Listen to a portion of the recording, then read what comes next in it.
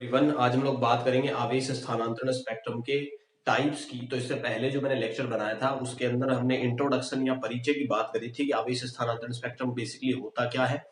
तो मैंने आपको वहां पर बताया था कि आवेश स्थानांतरण स्पेक्ट्रम जो है वो दूसरा फैक्टर है जो इफेक्ट करता है कंपाउंड के कलर्स को या जो कंपाउंड के कलर के लिए रेस्पॉन्सिबल होता है।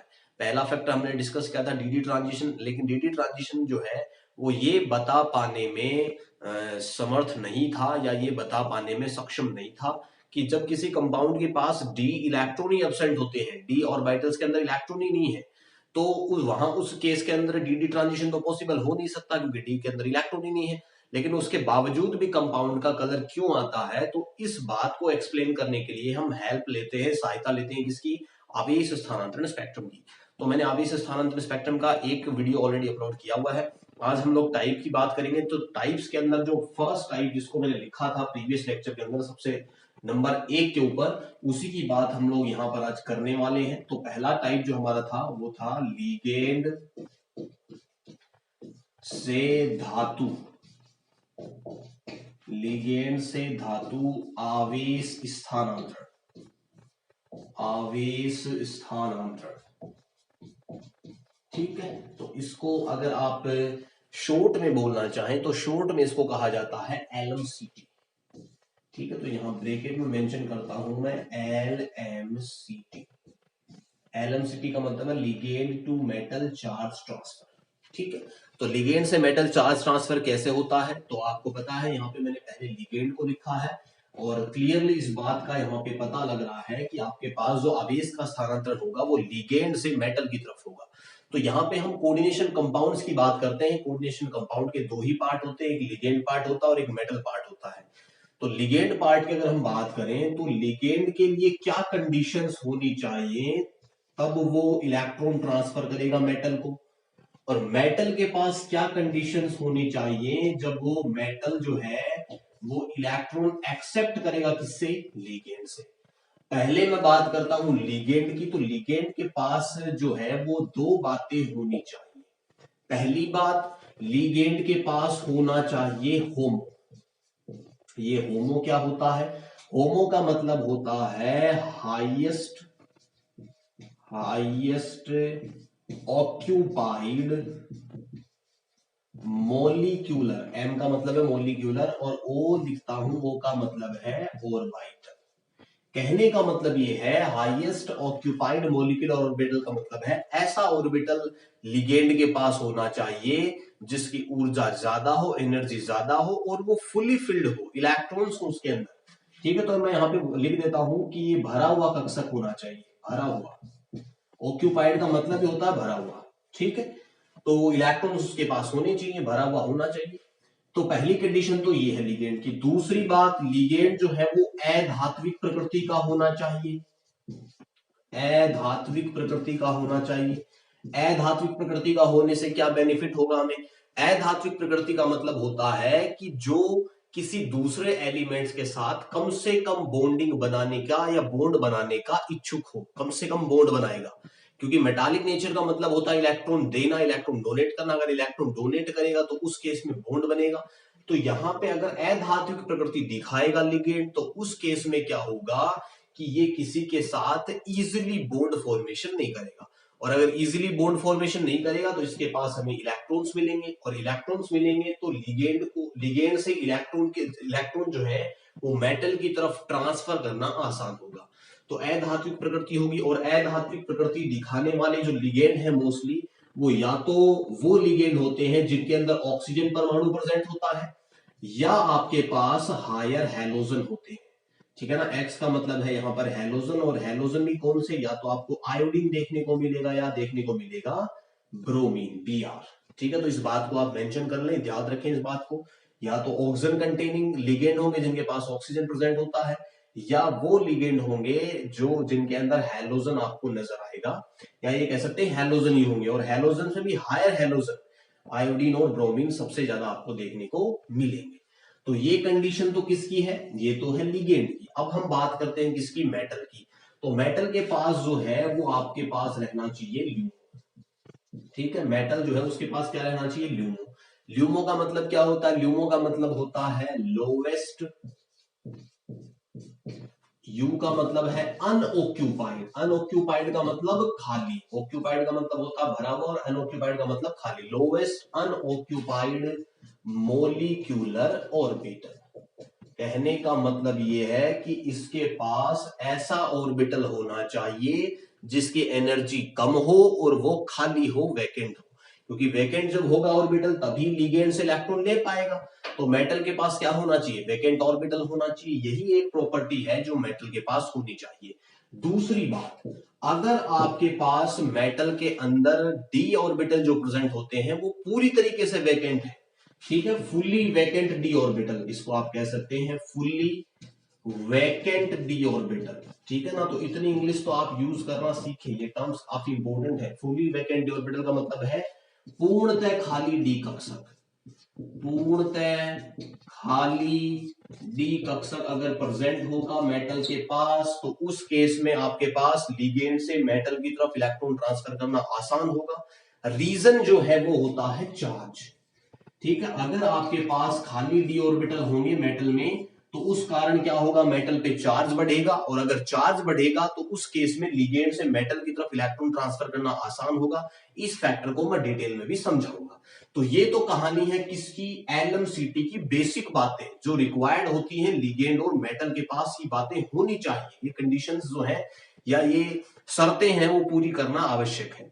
अब हम बात करते हैं एलएमसीटी के दो एग्जांपल की, जिनकी हेल्प से मैं आपको समझाऊंगा कि कैसे वहां पे एलएमसीटी होता है, और उसके बाद हम बात करेंगे इसके एमओ डायग्राम की, या ये कहें कि कैसे लिगेंड से मेटल की तरफ इलेक्ट्रॉन शिफ्ट होते हैं, कैसे एनर्जी डायग्राम हम शो करते हैं।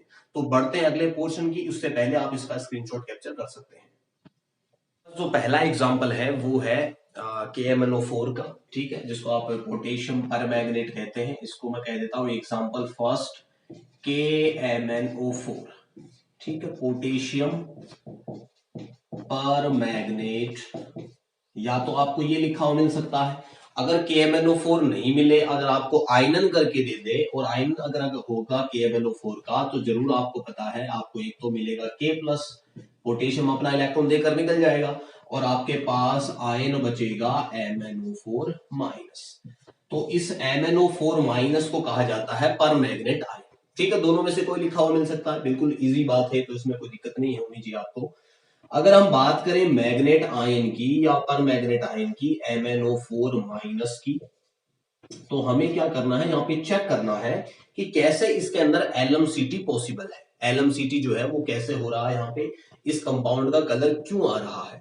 तो हम सबसे पहले चेक करेंगे क्या इसके पास डी इलेक्ट्रॉन है क्या, क्योंकि हम सीटीएस पढ़ ही क्यों रहे हैं, सीटीएस इसलिए पढ़ रहे हैं क्योंकि KMnO4 जो है इसमें आप चेक करेंगे, जब अभी मैं चेक करके बताऊंगा आपको कि मेटल के पास डी इलेक्ट्रॉन एब्सेंट है, उसके बावजूद भी KMnO4 का कलर होता है। और आपने देखा हुआ, मैं 100% कह सकता हूं जरूर सबने KMnO4 अपनी लाइफ में एक ना एक बार जरूर देखा है।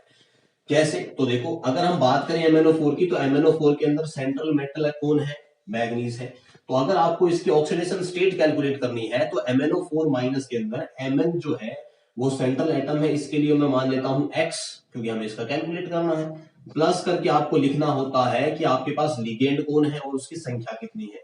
तो लिगेंड आपके पास संख्या में 4 है, और एक ऑक्सीजन जो है उसके ऊपर चार्ज होता है -2। बराबर के आगे अगर आपके पास जो आयन दिया हुआ है उस पे -1 है तो बराबर के आगे आप -1 लिखो, अगर -2 है तो बराबर के आगे -2 लिखो, +1 है तो +1 लिखो, +2 है तो +2 लिखो। और अगर अनावेशित कोई आपको दे रखा जैसे KMnO4 होता, तो अगर KMnO4 अनावेशित है तो बराबर के आगे हम 0 लिख देते। अभी -1 है तो बराबर के आगे मैंने क्या लिख दिया? -1। अब देखो जब हम कैलकुलेट करेंगे तो ये x माइनस क्या बन जाएगा? 8, और बराबर किसके आएगा? -1 के। इस x को मैं अगर लिखूं बराबर, तो माइनस का 8 उधर जाके क्या बन जाएगा? प्लस का 8। प्लस के 8 में से माइनस का 8 माइनस का 1 घटेगा तो क्या बनेगा? +7। इसका मतलब Mn जो है उसकी ऑक्सीडेशन स्टेट आपके पास है +7। अब मुझे एक बात बताइए आप कि Mn जो है उसका Mn का एटॉमिक नंबर क्या होता है? तो आप कहेंगे Mn का एटॉमिक नंबर 25 होता है। 25 अगर Mn का एटॉमिक नंबर है तो इसका कॉन्फ़िगरेशन क्या बनेगा? 3d5 4s2। अगर Mn+7 में है तो Mn+7 में होगा तो मैं क्या लिखूंगा, Mn के ऊपर +7, एटॉमिक नंबर तो 25 ही रहने वाला है, और ये बन जाएगा 3d0 4s0। ना इलेक्ट्रॉन डी में है ना इलेक्ट्रॉन एस में है, तो इलेक्ट्रॉन एब्सेंट है, तो ट्रांजिशन कहां से होगा। फिर भी MnO4 माइनस जो है या KMnO4 जो है इसका कलर होता है कैसा, बैंगनी रंग। अब ये देश जानना चाहता है कि KMnO4 का रंग क्यों आया, तो KMnO4 का रंग इसलिए आया क्योंकि Mn के ऊपर चार्ज ज्यादा है, डी इलेक्ट्रॉन जो है वो है ही नहीं, डी ऑर्बिटल पूरी तरह वेकेंट है, तो यहां पे लगा हुआ ऑक्साइड लिगेंड अपने इलेक्ट्रॉन ट्रांसफर करता है किसको, मेटल के खाली ऑर्बिटल्स को। मैंने कहा था कि मेटल के पास ल्यूमो होना चाहिए, कम ऊर्जा का खाली कक्षक, जो कौन है, डी। तो इलेक्ट्रॉन आएंगे लिगेंड के भरे हुए कक्षकों से मेटल के खाली कक्षक में, इसी को कहा जाता है लिगेंड से मेटल चार्ज ट्रांसफर। समझ गया बात को। तो रंग कैसा आएगा, बैंगनी रंग। ये तो पहला एग्जांपल। दूसरा एग्जांपल अभी मैं छापता हूं बोर्ड पे। दूसरा एग्जांपल जो है वो हमारे पास है CrO4-2 का। ये भी बेहद इंपॉर्टेंट है। एक स्क्रीनशॉट आपने लिया या नहीं लिया, वीडियो रोक करके लिख लेना, ठीक है, भूल गए थे हम। दूसरा जो एग्जांपल है वो आपके पास है CrO4, क्रोमियम जानते हैं सारे, CrO4 2-, ठीक है। तो CrO4 2- में भी हम कैसे करेंगे, सबसे पहले क्रोमियम का ऑक्सीडेशन स्टेट कैलकुलेट करो, X मानो, प्लस लिगेंड कितने हैं 4, एक ऑक्सीजन के ऊपर आवेश -2 किसके बराबर रखेगा, -2 के। ये क्या बन जाएगा, x -8 बराबर किसके, -2 के। x बराबर किसके आएगा, +6 के। इतनी कहानी तो समझ पा रहा है क्या, ठीक है। ये तो पहले 11th क्लास की बातें हैं, 11th क्लास में सिखाया जाता है ऑक्सीडेशन स्टेट कैलकुलेट करना। तो क्रोमियम की ऑक्सीडेशन स्टेट कितनी है, +। अब मुझे बता क्रोमियम का एटॉमिक नंबर कितना होता है, तो तू कहेगा सर क्रोमियम होता है 24 पे, ये हमें याद रखना होता है, 3d5 होता है, 4s1 होता है, क्योंकि 3d4 4s2 बनना चाहिए, लेकिन d5 एक स्टेबल कॉन्फ़िगरेशन है, इसलिए 4s का एक इलेक्ट्रॉन कहां जाता है, d में। मैं तुझे कहूं जब क्रोमियम +6 में है, एटॉमिक नंबर चेंज होगा क्या, नहीं होगा, 24 ही रहेगा, क्योंकि हम केवल इलेक्ट्रॉन निकाल रहे हैं, ठीक है। तो यहाँ पे हम रहेगा, हम क्या छोड़ेंगे, 3d में 0 छोड़ेंगे और 4s में भी क्या छोड़ेंगे, 0। क्या d में इलेक्ट्रॉन है, नहीं है। क्या s में इलेक्ट्रॉन है, नहीं है। हमें तो d से मतलब है, क्योंकि dd ट्रांजिशन कहां होगा, d ऑर्बिटल्स में ही होगा। तो d में इलेक्ट्रॉन एब्सेंट है, उसके बाद भी CrO4 2- का कलर होता है, और रसगुल्लो इसका कलर होता है नारंगी, ठीक है। अब नारंगी कलर क्यों आया, तो CTS के कारण आया, क्योंकि dd ट्रांजिशन तो पॉसिबल ही नहीं यहाँ पे। यहाँ पे किसके कारण आ रहा है ये रंग, ये रंग आ रहा है चार्ज ट्रांसफर स्पेक्ट्रम के कारण, आवेश स्थानांतरण संकुल के कारण, क्योंकि इसके पास भी खाली कक्षक है, खाली कक्षक में इलेक्ट्रॉन लेगा ऑक्साइड लिगेंड से, ठीक है। तो इसके कारण जो है वो इलेक्ट्रॉन ट्रांसफर होगा लिगेंड से मेटल की तरफ, इसलिए इसको कहा जाता है ligand to metal charge transfer. और कलर कैसा ऑब्जर्व होगा, नारंगी। खास बात क्या है, इन दोनों कॉम्प्लेक्सेस में, यहां मैं लिख रहा हूं ध्यान से समझ ले, खास बात यह है कि इन दोनों संकुलों में जो इलेक्ट्रॉन स्थानांतरण होता है लिगेंड से मेटल की तरफ, उसमें इतनी कम ऊर्जा आवश्यक होती है कि यह बराबर होती है, कम ऊर्जा किसमें, इलेक्ट्रॉन स्थानांतरण में, इलेक्ट्रॉन स्थानांतरण में, कहां से कहां, लिगेंड से मेटल की तरफ। शॉर्ट में चल रहा हूं, मैं बोल रहा हूं, इस बात को लिख लेना आप। इलेक्ट्रॉन स्थानांतरण में इतनी कम ऊर्जा आवश्यक होती है कि ये जो ऊर्जा ग्रहण की जाती है ये दृश्य क्षेत्र के फोटोन से ग्रहण की जाती है। कहां से ग्रहण की जाती है, दृश्य क्षेत्र के फोटोन से। फोटोन जानता है HU, सनलाइट से, ठीक है, जो दृश्य प्रकाश होता है उसके फोटोन से ग्रहण की जाती है। तो ये रीजन है। चार्ज ट्रांसफर स्पेक्ट्रा के 2 एग्जांपल हमने यहाँ पे डिस्कस किए। अब मैं यहाँ पे एक डायग्राम बनाता हूं, वो डायग्राम की हेल्प से हम समझते हैं कि कैसे लिगेंड से मेटल के जो खाली ऑर्बिटल है उनमें इलेक्ट्रॉनों का स्थानांतरण होता है। इसका आप स्क्रीनशॉट कैप्चर करिए जल्दी से, कर लिया, चलिए जी। चलते हैं आगे, देखो कैसे बनाते हैं, बिल्कुल आसान एनर्जी लेवल डायग्राम दिखाता हूं मैं, ऊर्जा स्तर जो आरेख होता है वो कैसे बनाया जाता है। तो देखो आपके पास जो लिगेंड के ऑर्बिटल्स होते हैं वो फुली फिल्ड होंगे, मैंने आपको बता दिया पहले, और फुली फिल्ड जो भी ऑर्बिटल होता है उसकी स्टेबिलिटी सबसे ज्यादा होगी, और अगर स्टेबिलिटी ज्यादा होगी तो उसकी एनर्जी क्या होगी, कम होगी। तो सबसे नीचे आपको बनाना है लिगेंड का पाई ऑर्बिटल, यहां मैं लिख देता हूं पाई ऑफ एल। क्लियर, ये लिगेंड का पाई ऑर्बिटल है, ये ऊर्जा का बढ़ता क्रम है, यहां पे मैं लिख देता हूं एनर्जी, ऊर्जा, समझ लेना ध्यान से भाई, ठीक है। इसके ऊपर प्रेजेंट होता है आपके पास कौन, आपके पास यहां प्रेजेंट होता है डी पाई T2G, ये किसका है, मेटल का, क्योंकि डी ऑर्बिटल किसके पास होंगे, मेटल के पास। अब अगर लिगेंड का पाई एल जो है वो अगर सबसे कम एनर्जी का है तो इसका एंटी बॉन्डिंग क्या होगा, सबसे ज्यादा एनर्जी का। तो सबसे ऊपर किसको दिखाएगा तू, सबसे ऊपर दिखाएगा पाई स्टार एल को। डी पाई T2G जो प्रेजेंट होता है इसके ऊपर प्रेजेंट होता है कौन, इसके ऊपर प्रेजेंट होगा डी सिग्मा स्टार, और ब्रैकेट में लिखेगा Eg। ये क्या कारण है, डी सिग्मा स्टार क्यों लिखा, डी सिग्मा स्टार इसलिए लिखा क्योंकि अगर आपने मेरा स्प्लिटिंग का लेक्चर देखा है जो मैंने अपलोड किया हुआ है, डी ऑर्बिटल जो है वो स्प्लिटिंग कैसे होती है ऑक्टाहेड्रल फील्ड में, तो वहां पे मैंने शेप बताई थी, कक्षकों के शेप के बारे में चर्चा करी थी। तो वहां मैंने आपको बताया था कि T2G जो ऑर्बिटल होते हैं वो अक्षों के बीच में उपस्थित होते हैं, और अक्षों के बीच में उपस्थित होने के कारण ये पाई बंद बनाने में सक्षम होते हैं, ठीक है। तो जो लिगेंड अप्रोच करेगा, जो लिगेंड आपके पास इनको इलेक्ट्रॉन देने आएगा, वो उन ऑर्बिटल्स को पहले देगा जिनका प्रतिकर्षण कम होगा, और प्रतिकर्षण जिनका कम होगा उनकी एनर्जी भी कम होगी। तो एनर्जी पहले लिगेंड जो है किसको इलेक्ट्रॉन देगा, डी पाई को, और ये कौन सा बॉन्ड बनाएंगे, पाई बॉन्ड, क्योंकि अक्षों के बीच में है, और ये अक्षों के ऊपर होने की वजह से कौन से बॉन्ड बनाएंगे, सिग्मा बॉन्ड। कौन से कक्षक, Eg कक्षक। Eg में कौन कौन होता है Eg के सेट में, जल्दी बोलो, dx square minus Y square और dz स्क्वायर। और T2G के सेट में कौन होता है, dxy, dyz और dxz। क्लियर। अब देखो इलेक्ट्रॉनों का स्थानांतरण कैसे होगा, इलेक्ट्रॉन का स्थानांतरण हमारे भरे हुए लिगेंड के जो पाई कक्षक है उससे इलेक्ट्रॉन स्थानांतरित होगा पहले तो किसमें, T2G में, क्योंकि ऊर्जा कम किसकी है, या ऊर्जा का जो गैप है वो कम कहां पे है, लिगेंड के पाई में और मेटल के T2G में ऊर्जा गैप सबसे कम है। तो पहला स्थानांतरण तो मैंने ये दिखा दिया, इसको भी तू क्या बोलेगा, इसको भी तू बोलेगा LMCT। क्लियर। दूसरा स्थानांतरण आपको दिखाना है लिगेंड के पाई से मेटल के Eg में, ठीक है, क्योंकि ये लिगेंड का ऑर्बिटल है, ये मेटल का है, तो इसको भी तू क्या कहेगा, इसको भी तू कहेगा LMCT। बस ये डायग्राम आप बना के आ गए एग्जाम में तो एग्जामिनर पागल हो जाएगा भाई, उसको पता ही नहीं लगेगा कि ये कहां से छाप के आ गया तू, ठीक है। तो ये कंसेप्ट याद रखना, ये बना के आना आपको एग्जाम के अंदर।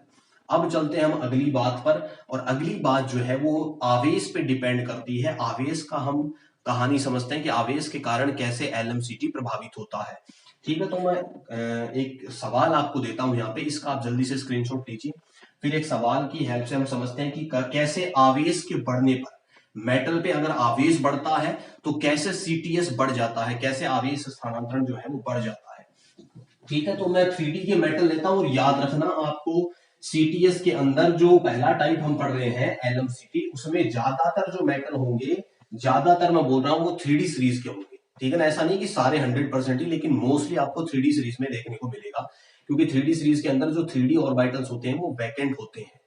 तो देखो हमारे पास अगर आपको कह दे कि आपके पास आयन है, एक सवाल बना के मैं लिख देता हूं सवाल के तरीके में, आपके पास आयन आ जाए, आयन जो है वो आपके पास आ जाए, एक तो टाइटेनियम 4+ आ जाए, ठीक है। इसके अलावा आपको दे दे टाइटेनियम के बाद वेनेडियम दे दे +5 में, इसके बाद आपको दे दे क्रोमियम +6 में, इसके बाद आपको दे दे Mn +7 में, ठीक है।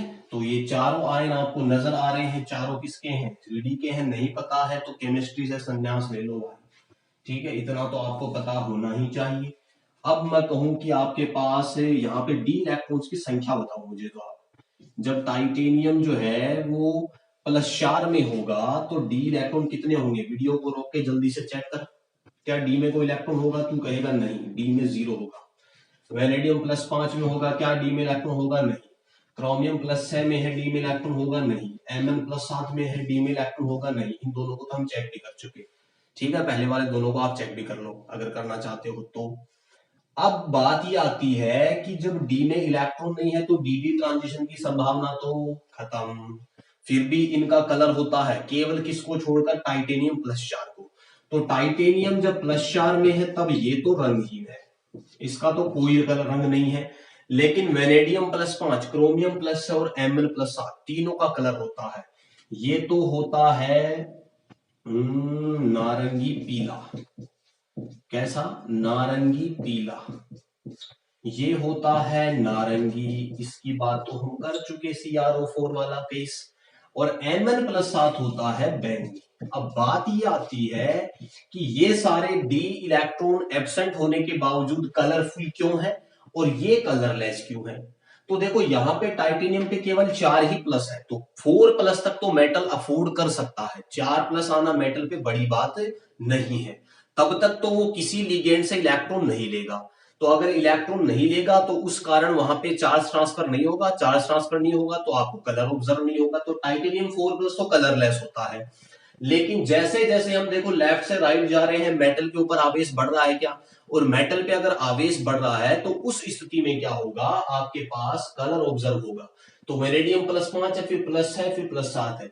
तो आवेश जैसे जैसे बढ़ रहा है आपको कलर डार्कनेस जो है वो बढ़ती जा रही है क्या? या रंग की प्रवणता बढ़ रही है, रंग जो है वो आपको ज्यादा डार्क मिल रहा है। तो यहां से एक बात मैं लिख सकता हूं, इसको मैं हल्का सा मिटा रहा हूं, आप इसका स्क्रीनशॉट ले लेना कि जैसे जैसे आवेश बढ़ता है, जैसे जैसे आवेश बढ़ता है उस संकुल का आपको रंग जो है वो ज्यादा डार्क प्राप्त होता है, ठीक है। रंग, और कैसा रंग? गहरा रंग आपको प्राप्त होता है। तो आवेश बढ़ेगा अगर धातु के ऊपर तो उस स्थिति में ये डायरेक्टली प्रोपोर्शनल है, सीधे समानुपाती होगा कि इसके रंग के जितना ज्यादा आवेश होगा कलर आपको उतना ही डार्क ऑब्जर्व होता है। या मैं ये भी कह सकता हूं कि जैसे जैसे आवेश बढ़ता है LMCT ligand to metal charge transfer की पॉसिबिलिटी उतनी ही ज्यादा होती है। तो ये कहानी है किसकी? LMCT की। अब एक सवाल और मैं आपको करवाता हूं इसका LMCT का बेहतरीन सवाल है, उसके बाद हम इसको खत्म करते हैं। तो जल्दी से आप इसका स्क्रीनशॉट लीजिए, फिर मैं इसको मिटाता हूं और सवाल जो है वो मैं आपको लिख देता हूं बोर्ड पे, ठीक है। ले लिया स्क्रीनशॉट। अब लिखता हूं मैं सवाल को, सवाल क्या है और 100% लगाओ, इसके ऊपर आ सकता है एग्जाम के अंदर ये सवाल। वीडियो जरूर थोड़ा सा लंबा हो गया लेकिन पूरा कंसेप्ट जो है उसका धागा हमने खोल के रख दिया आपके सामने।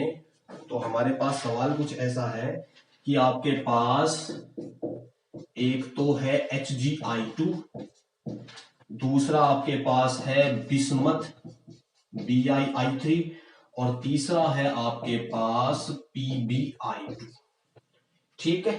ये कह रहा है कि ये तो होता है रेड कलर, रेड कलर लाल रंग, लिखते चलना बहुत इंपॉर्टेंट सवाल है। ये होता है नारंगी लाल, ठीक है, और ये होता है पीला रंग, पीला रंग। अब सवाल आपसे पूछ रहा है कि क्या कारण है कि इन तीनों का आपको रेड डार्क कलर जो है वो ऑब्जर्व होता है, जबकि यहां पर तो आपके पास तीनों के अंदर आप चेक कर सकते हैं, आप चेक करके मुझे कमेंट बॉक्स में बताएंगे, तीनों के अंदर किसी के अंदर भी डी के अंदर इलेक्ट्रॉन प्रेजेंट नहीं है, ठीक है। Hg जब +2 में होता है, मरकरी चेक कर लेना किसके नीचे आता? जिंक के नीचे आता, +2 में कोई इलेक्ट्रॉन नहीं होगा।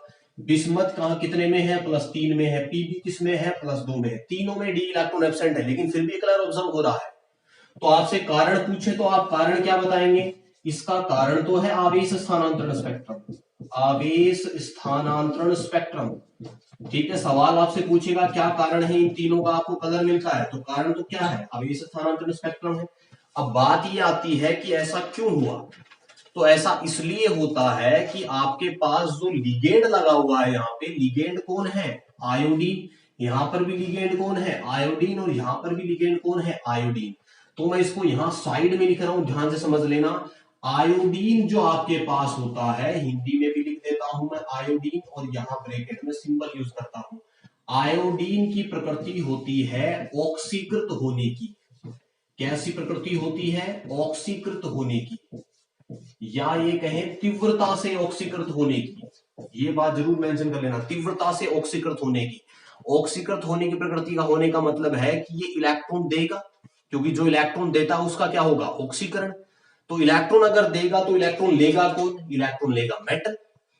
तो लिगेंड से मेटल की तरफ इलेक्ट्रॉन गया क्या? अगर लिगेंड से मेटल की तरफ इलेक्ट्रॉन गया तो आयोडीन का क्या हो गया? ऑक्सीकरण।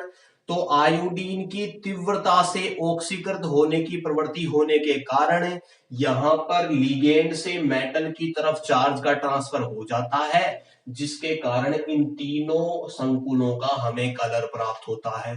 तो कारण तो वही है, आवेश स्थानांतरण स्पेक्ट्रम। क्यों हो रहा है, किसके कारण हो रहा है? तो आप कहेंगे कि आयोडीन की तीव्रता से ऑक्सीकृत होने की प्रवृत्ति होती है, जिसके कारण ये इलेक्ट्रॉन आसानी से किसको दे देता है? मेटल को। तो ये कहानी है, बढ़िया सवाल है। अगर आपको इसका पीडीएफ चाहिए तो मैं जल्द ही इसको टेलीग्राम पे अपलोड कर दूंगा, और कंप्लीट नोट्स हम बीएससी के अपलोड करेंगे, थोड़ा लॉकडाउन खुल जाए उसके बाद, क्योंकि स्कैन जो है, हमारी स्कैन कॉपी जो है वो शॉप के अंदर रखी हुई है, तो वो जल्द ही मैं स्कैन करवा के टेलीग्राम पे अपलोड करूंगा। आप टेलीग्राम ग्रुप जो है वो बेंच केमिस्ट्री ज्वाइन कर लीजिए, मैं उसका लिंक जो है वो डिस्क्रिप्शन में दे दूंगा। और ज्यादा से ज्यादा वीडियो को शेयर करें, क्योंकि ये टॉपिक जो मैं करवा रहा हूँ ये सीधे आपको एग्जाम में टकराएंगे, ठीक है ना। तो वही टॉपिक हम लेके चल रहे हैं। पूरा चैप्टर मैं इसलिए नहीं पढ़ा रहा क्योंकि पूरा चैप्टर अगर हम पढ़ाएंगे तो बहुत टाइम कंज्यूम हो जाएगा, और इतना टाइम शायद एग्जाम में हमें नहीं मिल पाएगा। तो मैं वही टॉपिक लेकर आ रहा हूं जो आपको एग्जाम में पूछे जा सकते हैं। तो ज्यादा से ज्यादा शेयर करो, और चैनल जो है उसके साथ आप जुड़े रहो लगातार, ताकि आपको सारे वीडियोस जो है वो मिलते रहे। मिलते हैं नेक्स्ट वीडियो में। धन्यवाद।